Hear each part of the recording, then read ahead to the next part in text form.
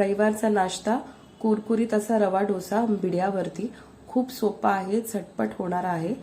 तर कसा बनवायचा तो आज आपण बघणार आहोत. मी आज फक्त डोसा दाखवलेला आहे, चटणी नाही दाखवली. तर चला पटकन सुरुवात करूया.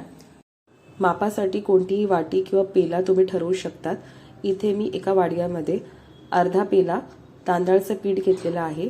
त्यावरती अर्धा पेला 0 साईज रवा, म्हणजे आपण बारीक रवा म्हणू शकतो, तो घेतलेला आहे. तो नसेल तर नेहमीचा रवा पण तुम्ही घेऊ शकतात, ज्याने आपण शिरा किंवा उपमा बनवतो. आणि 2 मोठे चमचे मैदा घेतलेला आहे. मैदा घ्यायचा नसेल तर तुम्ही 2 चमचे कणिक पण वापरू शकतात. नंतर तिखटाप्रमाणे 1 मिरची बारीक चिरून घालायची आहे. अर्धा इंच आलं किसून घालायचं आहे. यामध्ये मूठभर कोथिंबीर घालायची आहे. कढीपत्ता असेल तर ती पण बारीक चिरून आपण यामध्ये घालू शकतो. यानंतर आपल्याला आवडीनुसार जिरं घालायचं आहे. इथे मी 1 चमचा जिरं घातलेलं आहे. चवीनुसार मीठ घालायचं आहे आणि पाणी घालायचं. तर पाण्याचं प्रमाण कसं ठरवायचं आहे, ज्या पेल्याने आपण सगळे माप घेतलेले आहे त्याच पेल्याने आपण 4 पेले पाणी घातलेलं आहे. तर सुरुवातीला आपण थोडं थोडं करून व्यवस्थित हे मिक्स करून घेणार आहोत पीठ. त्याने काय होणार आहे, गुठल्या होणार नाही आणि झाल्या तर सोडवायला सोपं पडेल. तर थोडं थोडं करून आपण हे व्यवस्थित पीठ मिक्स करून घ्यायचं आहे. उरलेलं सर्व पाणी मी ओतून व्यवस्थित हे बॅटर तयार करते. ह्याची कन्सिस्टन्सी ताकाप्रमाणे असते. बटर मिल्क एकदम पातळ असतं हे, अजिबात असं जाडसर ठेवलं तर तो टेक्स्चर येत नाही.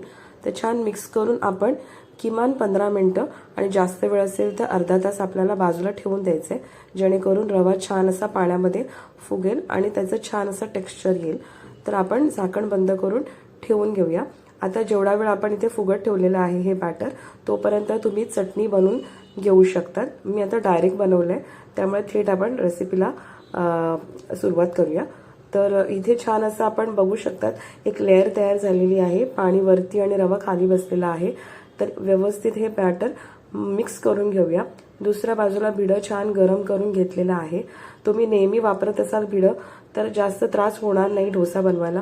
कधीतरी घेत असाल तुम्ही डोसा किंवा घावणे करायला, तर आदल्या दिवशी स्वच्छ धुवून आपल्याला त्यामध्ये थोडंसं तेल ओतून झाकण बंद करून ठेवायचं आहे भिडं. आणि दुसऱ्या दिवशी एक्स्ट्रा जे आहे तेल ते वाटीत काढून आपण भिडं वापरायला घेऊ शकतो. त्याने बॅटर चिटकत नाही आणि झटपट घावणे, डोसे, आंबोळ्या होतात. तर हे मी नेहमी वापरते. त्यासाठी पटकन मी धुतलं आणि त्याला मी जितकं लागेल तितकं तेल घेतलेलं आहे. गरम करून घेतलं आधीच मी भिडं. थोडंसं असं बारीक चिरलेला कांदा असा बुरबुरायचा आहे भिड्यावरती आणि त्यावरती आपण बॅटर ओतायचं आहे. तर थोडंसं बॅटर मी काढून घेतलं जेणेकरून तुम्हाला दाखवायला मला सोपं पडेल. तर मिक्स असं छान प्रत्येक वेळेला करायचं आहे आणि अशा पद्धतीने आपल्याला ओतायचं आहे. आता जाळी पडण्यासाठी तवा, भिडं छान गरम झालं पाहिजे, तरच तो टेक्स्चर येतो. तुमच्याकडे नॉनस्टिक असेल तर ते झटपट बनतात. भिडं असलं तर शक्यता आहे की सुरुवातीचे तुमचे डोसे व्यवस्थित येणार नाही. तर तुम्हाला असं वाटेल की ते पाणीच आहे, व्यवस्थित उचललंच जात नाही आहे. तर बऱ्याच वेळेला घावणे पण करायला जातो, तेव्हाही सुरुवातीचे 1-2 घावणे व्यवस्थित येत नाही. तर असं आपल्याला एकदा बॅटर टाकल्यानंतर मंद आचेवरती छान भाजून घ्यायचं आहे. झाकण अजिबात लावायचं नाही आहे. खरपूस जेव्हा रंग येतो तेव्हा कडा हळूहळू सोडून घ्यायच्या आहेत, जेणेकरून ते पटकन उचललं जाईल. आणि रवा डोसा कसा आहे माहिती आहे, दुसऱ्या बाजूला आपण पटकन बनवलं आणि खायला दिलं, कारण का ते काही मिनिटासाठीच कुरकुरीत असतात. थोडा वेळ ठेवल्यानंतर ते जाम असे सॉफ्ट एकदम नरम होतात आणि मग ती मजा येत नाही. म्हणून सगळीजण अशी सवय उठतात ना रविवारची, तेव्हा पटकन दुसऱ्या बाजूला बनवायला घ्या आणि ताटामध्ये गरम गरम वाढा. त्याची खरी मजा आहे रवा डोशाची. आता तुम्ही म्हणणार ही टेक्स्चर व्यवस्थित आलं नाही. बिड्यावरती थोडंफार असंच येतं. छान असं राऊंड जसं हॉटेलमध्ये टेक्स्चर मिळतो तसं हवं असेल तर तुम्ही नॉनस्टिक तव्यावरती बनवा, असं मी सजेस्ट करेन. पण नक्की बनवा, आवडेल सगळ्यांना.